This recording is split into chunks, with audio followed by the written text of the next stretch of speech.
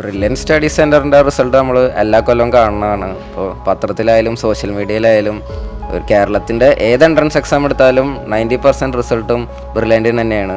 കുറേ പേരും എൻ്റെ റിലേറ്റീവ്സൊക്കെ പറഞ്ഞിട്ടാണ് ഞാൻ ബ്രില്യൻറ്റിക്ക് വന്നത്. അതൊരു നല്ല തീരുമാനമാണെന്ന് ഇപ്പോൾ മനസ്സിലായി. ഇവിടുത്തെ വീക്കിലി മോക്ക് എക്സാംസ് അടിപൊളിയാണ്. കറക്റ്റ് ജെയിൻ്റെ അതേ ആംബിയൻസിലാണ് എഴുതുക.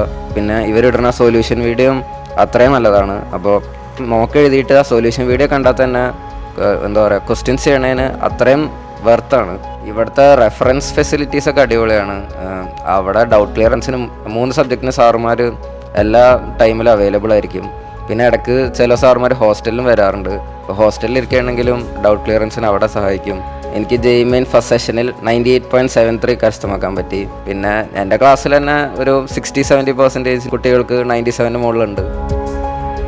2025 ജെഇ മെയിൻ സെഷൻ 1 റിസൾട്ട് പ്രഖ്യാപിച്ചപ്പോൾ മറ്റാർക്കും കരസ്ഥമാക്കാൻ സാധിക്കാത്ത ഒരു വലിയ വിജയമാണ് ബ്രില്യൻ സ്റ്റഡി സെന്റർ പാല കരസ്ഥമാക്കിയത്. 99% സ്കോറിന് മുകളിൽ 295-ലധികം വിദ്യാർത്ഥികൾ കരസ്ഥമാക്കിയപ്പോൾ 97% മുകളിൽ 1000-ഓളം വിദ്യാർത്ഥികളാണ് ബ്രില്യൻ സ്റ്റഡി സെന്ററിന് അവകാശപ്പെടാനുള്ളത്. അപ്പോൾ ഏറെ സന്തോഷത്തോടു കൂടെ ഞാൻ ആയിരിക്കുന്നത് ഒരു വിദ്യാർത്ഥിയുടെയും പേരന്റിന്റെയും കൂടെയാണ്. അപ്പോൾ നമുക്ക് ആദ്യം അവരെ ഒന്ന് പരിചയപ്പെടാം. എൻ്റെ പേര് അമൽ, ഞാൻ തൃശ്ശൂരിൽ നിന്ന് വരുന്നു. എനിക്ക് ജെഇ മെയിൻ ഫസ്റ്റ് സെഷനിൽ 98.73 കരസ്ഥമാക്കാൻ പറ്റി. ഒരുപാട് സന്തോഷമുണ്ട് ഇവിടെ ഇരിക്കണതിൽ. ഞാൻ ബ്രില്യൻറ്റ് റിപ്പീറ്റേഴ്സ് പ്രോഗ്രാമിലെ ഒരു വിദ്യാർത്ഥിയായിരുന്നു. അപ്പോൾ ഈ ഹാപ്പിയസ്റ്റ് മൊമെന്റിൽ അമലിന്റെ കൂടെ അമലിന്റെ അമ്മയും കൂടെ ജോയിൻ ചെയ്യുന്നുണ്ട്. അപ്പം നമുക്ക് അമ്മയുടെ വിശേഷങ്ങളും കൂടെ ഒന്ന് അറിയാം. അമ്മയുടെ പേര് നിഷിത. അമ്മ എന്ത് ചെയ്യുന്നത്? ഞാൻ PSC ഓഫീസിൽ സെക്ഷൻ ഓഫീസറാണ്. ഓക്കെ. അപ്പം വീട്ടിൽ അമലല്ലാതെ വേറെ ആരൊക്കെ ഉണ്ട്? അമലിൻ്റെ അച്ഛൻ ദുബായിലാണ്, ചേട്ടൻ സെൻട്രൽ യൂണിവേഴ്സിറ്റി ഓഫ് പഞ്ചാബിൽ MSc ചെയ്യുന്നു. അപ്പോൾ അമലിന്റെ ലൈഫിലെ പല ഫേസുകൾ കണ്ടിട്ടുള്ള ഒരു വ്യക്തിയാണ് അമ്മ. അപ്പം അമലിന്റെ സ്കൂളിങ്ങും അതുപോലെ തന്നെ ഇപ്പം ബ്രില്യൻറ്റിൽ ഇവിടെ വന്ന് പഠിച്ച് ഇത്രയും വലിയൊരു വിജയം കരസ്ഥമാക്കുകയൊക്കെ ചെയ്യുന്ന എല്ലാ ഫേസും അമ്മ കാണുകയും ചെയ്തു. അപ്പം അമലിന്റെ സ്കൂളിംഗ് ഒക്കെ എവിടെയായിരുന്നു? എങ്ങനെയായിരുന്നു അമലിന്റെ സ്കൂളിംഗ് ഡേയ്സും ഈ ബ്രില്യൻറ്റിൽ വന്നപ്പോൾ ഉണ്ടായ ഒരു ട്രാൻസ്ഫോർമേഷനും? സ്കൂളിംഗ് കേന്ദ്രീയ വിദ്യാലയം തൃശ്ശൂരായിരുന്നു. സ്കൂളിൽ വർക്ക് ചെയ്യുന്ന ഒരാളായിരുന്നില്ല, കണ്ടിന്യൂസ് ആയിട്ട് ഇരുന്ന് പഠിക്കുന്നവർ. അങ്ങനെ ഒരുപാട് സമയം ഇരുന്ന് വർക്ക് ചെയ്യുന്ന ഒരാളായിരുന്നില്ല. പക്ഷെ പഠിച്ചാൽ കിട്ടും അങ്ങനത്തെ പറയുന്ന കാര്യങ്ങളൊക്കെ പെട്ടെന്ന് ഗ്രാസ്പിംഗ് പവർ ഉണ്ട്. പക്ഷെ ഒരുപാട് വർക്ക് ചെയ്യില്ലായിരുന്നു. ഞാൻ പറയുകയാണെങ്കിൽ കമ്പാരിറ്റീവ്ലി ആണല്ലോ പറയുക, മൂത്താളെ വെച്ചിട്ടാണ് ഞാൻ പറയുക. അപ്പോൾ അവൻ വർക്ക് ചെയ്യണ അത്ര ഇപ്പം വർക്ക് ചെയ്തിട്ടില്ല എന്നാണ് എനിക്ക് 10th പക്ഷേ എൻട്രൻസിലേക്ക് വന്നപ്പോൾ ഫോക്കസ്ഡ് ആയിട്ട് പഠിച്ചുകൊണ്ടായിരിക്കാം ഇത്ര സ്കോർ വന്നത്. അപ്പം ബ്രില്യൻറ്റ് വന്നിട്ട് കണ്ടിന്യൂസ് ആയിട്ട് ഇരുന്ന് പഠിക്കാനും ഹാർഡ് വർക്ക് ചെയ്യാനൊക്കെ ശ്രമിച്ചു. അപ്പോൾ അതിൻ്റെ ഒരു വലിയൊരു എഫക്റ്റാണ് ഇപ്പോൾ കിട്ടിയിരിക്കുന്നത്. അപ്പം മോൻ ഇവിടെ റിപ്പീറ്റർ ബാച്ചിൽ ജോയിൻ ചെയ്ത് അന്ന് തൊട്ട് എഴുതിയ എല്ലാ എക്സാംസും നമുക്കിവിടെ ഓൺലൈൻ പാറ്റേണിലാണ് അറേഞ്ച് ചെയ്തിരുന്നത്. അപ്പം അത് റിയൽ എക്സാമിലേക്ക് വന്നപ്പം എത്രമാത്രം യൂസ്ഫുൾ ആയിട്ട് തോന്നി?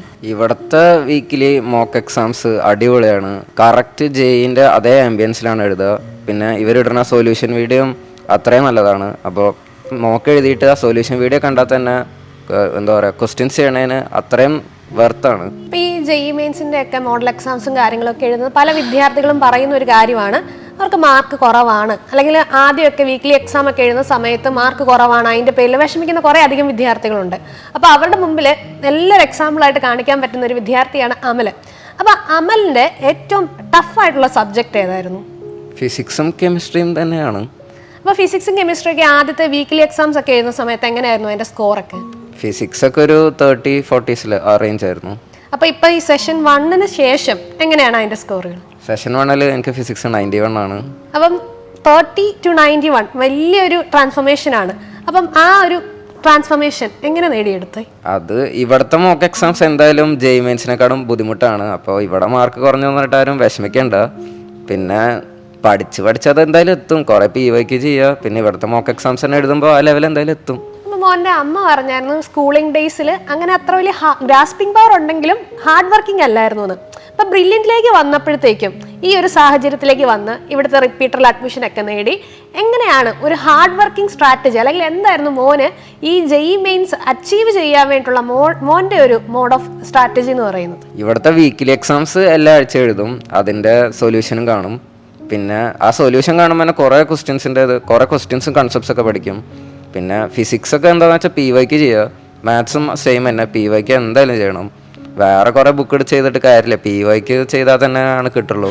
കെമിസ്ട്രി NCERT വായിക്കുക, ഇവരെപ്പോഴും പറയും NCERT വായിക്കാൻ, അത് ട്രൂ ആണ്, എന്തായാലും NCERT വായിക്കണം. മോൻ പറഞ്ഞല്ലോ PYQ ക്വസ്റ്റ്യൻസ് ഒക്കെ വർക്കൗട്ട് ചെയ്യണമെന്ന്. അപ്പോൾ ഡെഫിനറ്റ്ലി അങ്ങനത്തെ ക്വസ്റ്റ്യൻസ് ഒക്കെ വർക്കൗട്ട് ചെയ്യുമ്പോൾ നിങ്ങൾക്ക് എന്തായാലും ഒരു ഡൗട്ട് ഉണ്ടാവും. അപ്പോൾ ആ ഡൗട്ടുകൾ എങ്ങനെയാണ് ക്ലിയർ ചെയ്തത്? ആ ഡൗട്ട് ക്ലിയറൻസിന് നമ്മുടെ ഇവിടെ ഫെസിലിറ്റീസ് അവൈലബിൾ ആണ് ഡൗട്ട് ക്ലിയറൻസിന് വേണ്ടിയിട്ട്. അപ്പോൾ അത് മോൻ എന്തുമാത്രം യൂസ്ഫുൾ ആയിട്ട് ഉപയോഗിച്ചു? ഇവിടുത്തെ റെഫറൻസ് ഫെസിലിറ്റീസ് ഒക്കെ അടിപൊളിയാണ്.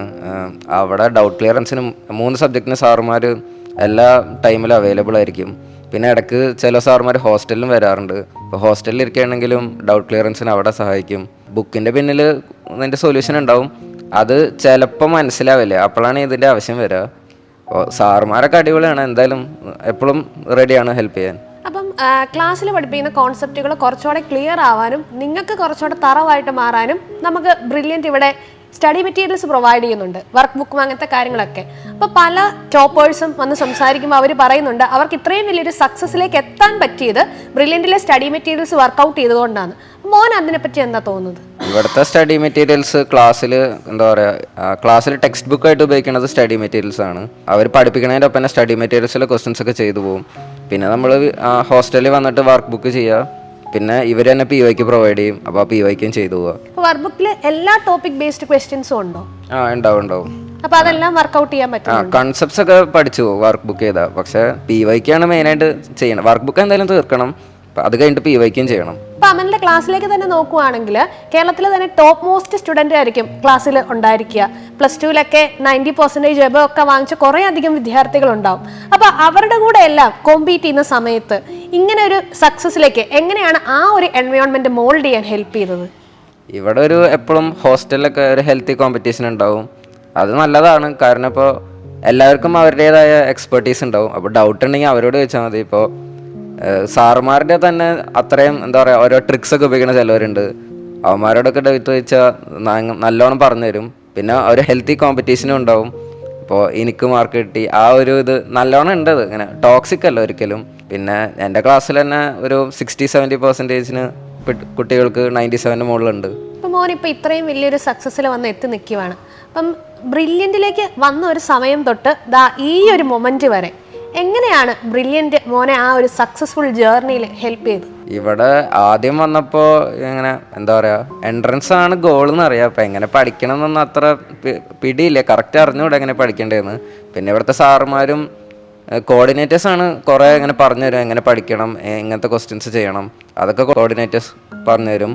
പിന്നെ ഇവിടുത്തെ ടീച്ചേഴ്സൊക്കെ അടിപൊളിയാണ്, കറക്റ്റ് കോൺസെപ്റ്റ്സ് പഠിപ്പിച്ചു തരും. ഇപ്പോൾ ഞാൻ അഡ്വാൻസ് ബാച്ചിലായിരുന്നു, അതുകൊണ്ട് അഡ്വാൻസിൽ കോൺസെപ്റ്റ്സും പഠിപ്പിച്ചു തരും. അതൊക്കെ നല്ലതാണ്, കുറേ ട്രിക്സ് കിട്ടും. ഇവിടുത്തെ കോർഡിനേറ്റേഴ്സിൻ്റെയും ടീച്ചേഴ്സിൻ്റെയും ഹെൽപ്പ് കൊണ്ട് മാത്രമാണ് ഞാനിപ്പോൾ ഇവിടെ നിൽക്കുന്നത്. എത്ര സഹായിച്ചെന്ന് വെച്ചാൽ കുറേ ഉണ്ട്. ഇവരുടെ എന്താ പറയുക സഹായം കൊണ്ട് മാത്രമാണ് എനിക്ക് ഇത്രയും നല്ലൊരു സ്കോർ കിട്ടിയത്. നല്ല താങ്ക്സ് ഉണ്ട് ബ്രില്യൻറ്റിനോട്. അമലിൻ്റെ ഒരു വർഷത്തെ ഹാർഡ് വർക്കിൻ്റെ റിസൾട്ടാണ് JEE സെഷൻ 1 റിസൾട്ട് വന്നപ്പോൾ നമുക്ക് കാണാൻ പറ്റിയത്. അപ്പം അതിൽ വളരെ വലിയൊരു പങ്കാണ് അമ്മയും വഹിച്ചിട്ടുണ്ടാവുക.